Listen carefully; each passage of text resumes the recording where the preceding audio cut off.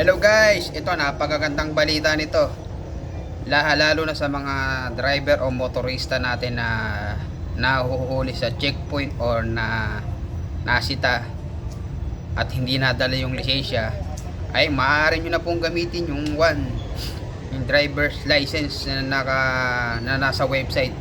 Ipakita lang po doon sa enforcer o deputized agent ng LTO yung e-copy or soft copy dun sa may online nila sa LTMS, yung naka-register dyan sa LTM, Land Transportation Management System portal.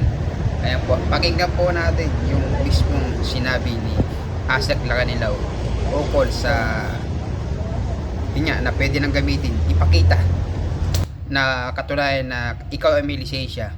Ayan, ipakita lang po natin yung sa cellphone or